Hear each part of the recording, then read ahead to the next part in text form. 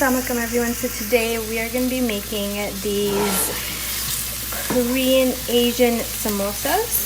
It's sort of like a fusion dish. So I have about a tablespoon or so of oil, a tablespoon of minced garlic, a tablespoon of pureed ginger, and I'm just going to kind of cook this for 30 seconds.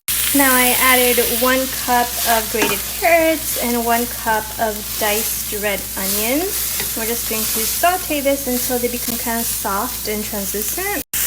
While that's cooking, I had made a little sauce here, which I have 2 tablespoons of soy sauce, a tablespoon of vinegar, rice vinegar, 2 tablespoons of Thai chili sauce, 2 tablespoons of this Asian Zing Buffalo Wild Wing sauce. I have a tablespoon of chili onion crunch from Trader Joe's. I have 1 tablespoon of chili garlic sauce, a tablespoon of oyster and hoisin, and 1 tablespoon of the bulldog sauce, and then 2 teaspoons of sesame oil. And I just added a few tablespoons of that sauce with the vegetable mix.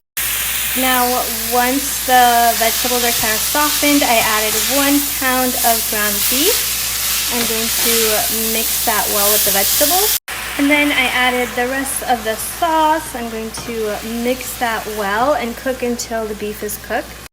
And I also added 1 teaspoon of this browning seasoning sauce. And I added like about a cup or so of arugula that I just pour with my hand. And I'm going to mix that in. Now at this point I taste tested and I added a little bit, half a teaspoon of accent seasoning.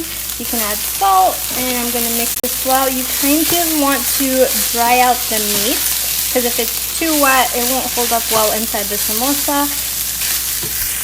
Now I also added about 1/4 of a cup of cilantro, 1 bunch of green onions, and about 1/4 of a cup of peas. And I'm going to cook this well. So now that it's mixed in, you don't want to cook it too long, just until the frozen peas kind of defrost a little bit. You still want them to keep that vibrant green color.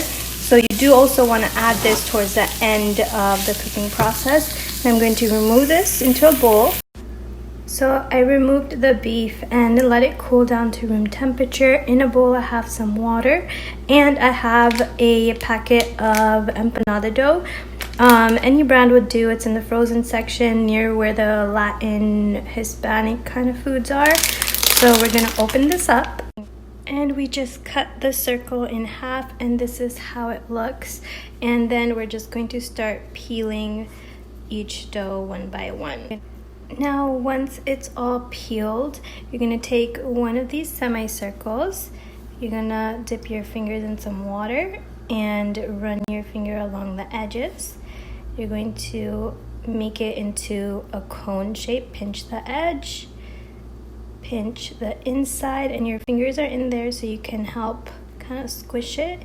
And then I like to just turn it around, and there's this seam that runs along with it, and you just want to press down until it's closed.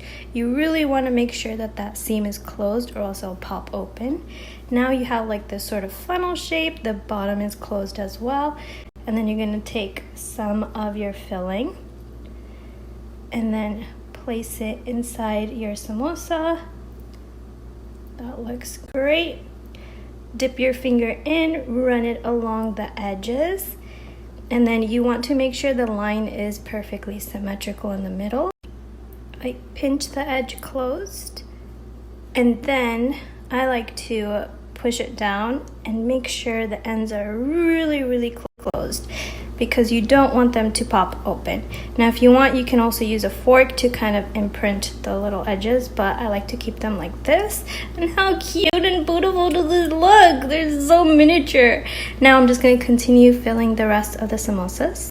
Now you can either fry them up right away or make a ton of them and then freeze them.